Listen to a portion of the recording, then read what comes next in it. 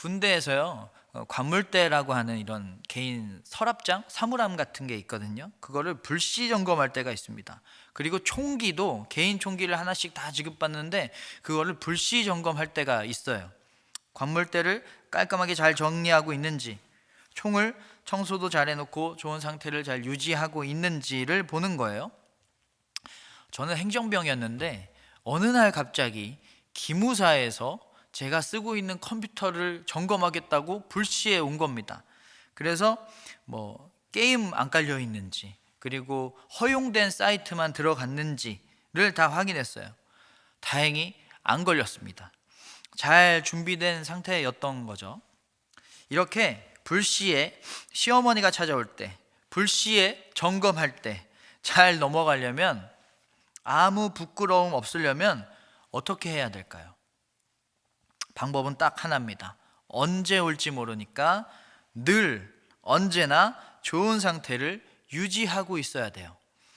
지금은 괜찮으니까, 아무 일 없을 것 같으니까 대충 해도 되겠지 하다가 불시에 어떤 일이 생기면 우리는 굉장히 당황하게 되고요, 제대로 대처를 못하게 됩니다. 예전에 제가 아내랑 여행을 가는데 그 기름 칸이 2칸인 거예요. 그래서 한 칸은 아니니까 조금만 가다가 주유소 나오겠지, 거기서 기름 넣으면 되겠지, 이렇게 안일하게 생각하고 그냥 출발했어요. 그런데 조금 갔는데 바로 주유등이 뜬 겁니다. 그래서 경로상에 주유소를 찾아봤는데 너무 멀리 있어요. 25km 앞에 있다는 거예요. 그래서 경로상에 있는 주유소를 포기하고 가는 길을 빠져나와서 주유소를, 가장 가까운 데를 찾아가지고 주유를 했습니다. 미리 준비했거나 더 빨리 기름을 넣었다면 이렇게 돌아가는 일이 없었을 텐데, 준비가 안 되어 있으니까 더 빨리 갈 수 있는 길을 더 오래 돌아가야만 했던 것입니다. 성경에 비슷한 이야기가 나오죠. 혼인잔치에 신랑이 와야 되는데 아직 안 온 거예요. 신랑을 이 등불을 들고 10명의 처녀들이 기다리고 있습니다. 근데 너무 늦게 오니까 늦게 오는 걸 기다리다가 잠들었어요. 그런데 갑자기 신랑이 도착했다는 외침이 들립니다. 그래서 5명의 슬기로운 처녀는 등불에 기름을 미리 다 준비해가지고 여전히 많았는데, 미련한 처녀들은 등불이 꺼져가고 있는 겁니다. 미리 준비하지 못했어요. 그래서 그 미련한 5명은 혼인잔치에 참여하지 못했죠. 여러분, 예수님이 이 이야기를 무엇에 대한 비유로 쓰신지 아세요? 하나님 나라입니다. 하나님 나라가 언제 불시에 올지 모르니까 늘 준비하고 있어야만 한다. 늘 준비된 상태를 유지한 자만이 하나님 나라에 들어갈 수 있다, 이런 뜻입니다. 이렇게 늘 준비된 상태, 언제나 잘하고 있는 상태를 유지하려면 우리는 어떻게 해야 될까요? 언제나 잘하려면 지금 잘해야 돼요. 언제나 항상 준비된 상태를 유지하는 방법은 딱 하나입니다. 지금 잘하는 것밖에 없어요. 지금 현재 잘하고 있어야 돼요. 지금을 잘해야 지금이 모여서 언제나가 되는 거죠. 지금 잘해야 됩니다. 지금 잘하고 있지 않으면 늘 잘할 수가 없습니다. 오늘 말씀 10절을 볼까요? 그러나 주의 날이 도둑같이 오리니 그 날에는 하늘이 큰 소리로 떠나가고 물질이 뜨거운 불에 풀어지고 땅과 그 중에 있는 모든 일이 드러나리로다. 하나님이 심판하시는 날이 언제 오냐면 불시에 온대요. 아무도 모른대요. 도둑이 자기 언제 올지 알려주지 않잖아요. 예고 없이 오잖아요. 하나님의 심판도 도둑같이 언제 올지 모른다는 겁니다. 그 불시에 오는 날을 대비하기 위해서 어떻게 해야 되냐면 18절, 오직 우리 주 곧 구주 예수 그리스도의 은혜와 그를 아는 지식에서 자라가라. 영광이 이제와 영원한 날까지 그에게 있을지어다. 예수님을 아는 지식과 은혜 안에서 자라가야 된다. 계속 자라야 된다라는 거예요. 자라는 모습이 멈추면 안 된다라는 겁니다. 멈춤 없이 성장해야 된다라는 겁니다. 예수님을 알아가는 것으로, 하나님의 은혜로 계속 자라야 된다. 자라고 있어야 된다. 그러면 예수님을 알아가는 그런 지혜로운 삶, 하나님의 은혜 안에서 자라나는 삶은 어떤 삶일까요? 어떻게 해야 예수님을 더 안다고 할 수 있고, 어떻게 해야 하나님의 은혜 안에 우리가 거하고 있다, 거기에서 우리가 잘하고 있다라고 말할 수가 있을까요? 11절에 이 모든 것이 이렇게 풀어지니 너희가 어떠한 사람이 되어야 마땅하냐? 거룩한 행실과 경건함으로.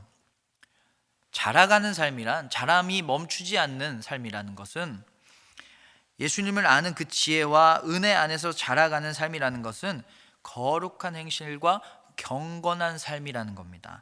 예수님을 안다는 것, 은혜를 받았다는 것, 그래서 계속 자란다라는 것은 뭐냐면 거룩하고 경건해지는 것이다 라는 겁니다. 이거를 언제 해야 된다고요? 그날이 오려면 아직 남은 것 같으니까, 오늘은 안 올 것 같으니까 다음에 하면 될까요? 그게 아닙니다. 언제 올지 모르니까 지금 해야 돼요.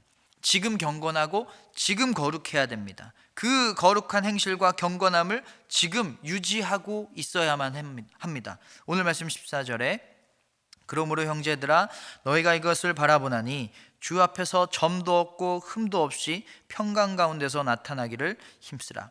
마지막 그 심판의 때에 하나님 앞에서 아무 흠도 없는 상태를 유지한 그 모습을 하나님께 보여드려야 한다라는 것입니다. 거룩하고 경건한 모습으로 계속 유지해야 된다. 그 모습이 예수님을 아는 지식으로 하나님의 은혜 안에서 자라가고 있는 모습이다라는 것이죠. 이것이 마지막 때를 기다리는 우리의 모습이 되어야 된다라는 겁니다. 경건하고 거룩한 모습을 오늘, 지금, 이 순간 유지하고 있어야 된다. 준비되고 있어야 된다라는 겁니다. 이게 마지막 때를 대비한 삶입니다. 마지막 때를 대비한 삶이니까 마지막에 가서 이렇게 해야지 이게 아니라요, 지금 해야 된다라는 거예요. 여러분, 마라톤을 뛸 때 결승선 직전에만 전력으로 뛰고 그 전에는 걸어도 될까요? 그러면 절대 안 되죠. 꾸준한 속도로 계속 뛰고 있어야만 해요. 마지막 때가 언제일까요? 언제 올지 모릅니다. 마지막 때는요. 그래서 항상 모든 때가 마지막 때예요. 언제 올지 모르기 때문에 항상 모든 때가 마지막 때예요. 그래서 우리는 모든 하루하루를, 순간순간을 마지막 때인 것처럼 살아야만 합니다. 언제 올지 모른다는 건 지금 현재를 열심히 잘하고 있어야 된다라는 거예요. 그래서 하나님은 그 마지막 때를 언제인지 하나님만 알고 계시도록, 우리는 모르도록 하신 것 같아요. 계속해서 이 거룩한 긴장감을 가지고 거룩한 행실과 경건함을 유지하고 있으라는 거예요. 나태해지지 말고 안일해지지 말고 계속 지금 현재를 열심히 살라는 것이죠. 지금을 충실하게 살아야 됩니다. 현재 나에게 주어진 자리에서, 지금 나의 삶의 자리에서 경건하고 거룩하게 살아야 돼요. 그렇게 사는 게 예수님을 알아가는 삶입니다. 예수님을 더욱더 배워가는 삶이에요. 예수님이 거룩한 분이시기 때문에요. 지금의 그 자리에서 더 기도하고 더 순종하고 더 헌신하고 더 섬기는 그런 거룩한 행실, 경건한 삶을 살아야만 하는 것입니다. 코로나 방역 지침의 가장 첫 번째가 뭐죠? 마스크 잘 쓰는 거잖아요.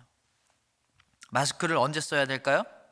언제 코로나의 그 바이러스가 나에게 침투할지 모르기 때문에 늘 쓰고 있어야 돼요. 하나님의 심판의 때가 언제 올지 모릅니다. 그럼 우리도 늘 준비된 상태를 유지하고 있어야만 합니다. 여러분, 올해도 그리고 내년도 늘 마지막을 사는 모습으로, 그 믿음으로 오늘 그 자리에서 변함없이 경건하고 거룩하고 하나님만 의지하고 하나님만 바라보고 더욱더 기도하고 순종하고 그리고 사랑함으로 아무 흠 없는 모습으로 살아가시기를 주님의 이름으로 축원합니다.